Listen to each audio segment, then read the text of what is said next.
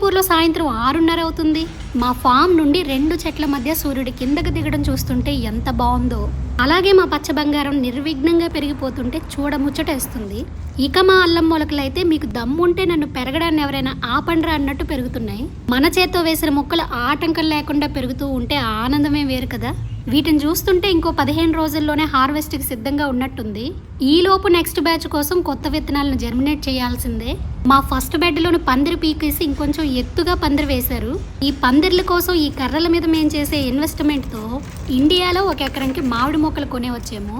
ఇక బేషుగ్గా పెరుగుతున్న మొక్కలను చూసి తిరిగి ఇంటికి బయలుదేరే దారిలో చలికాలంలో చర్మం మీద పెచ్చులు ఊడిపోయినట్టు ఈ చెట్టు చర్మం ఇలా ముక్కలు వచ్చేస్తుంది. ఇదేమైనా దాల్చిన చెక్క అన్న డౌట్తో దగ్గరుండి పరిశీలిద్దామని ఇలా ముక్క పీకేశాను. చెట్టు అయితే కింద నుంచి పై వరకు ఆరోగ్యంగా పెరిగింది. కానీ దాని చర్మమే ఎందుకు ఇలా ఊడిపోతుంది? లేకపోతే ఈ చెట్టుకి ఇలా పెచ్చులు ఊడిపోవడమే ఒక అందం అనుకొని చూసే వాళ్ళకి ఆకర్షణీయంగా ఉంటుందని నాటారేమో అని అనుకుంటున్నాను. అసలు మీరేమనుకుంటున్నారో, దాని పేరేమైనా తెలిస్తే కింద కామెంట్ చేయండి. అలాగే మేముంటున్న ఈ కమ్యూనిటీ అంతా కూడా రంగురంగుల పువ్వులతో, ఎత్తైన పొడవైన చెట్లతో, అందమైన ఫౌంటైన్లతో, రకరకాల బొమ్మలతో అద్భుతంగా అలంకరించబడింది అనుకోండి.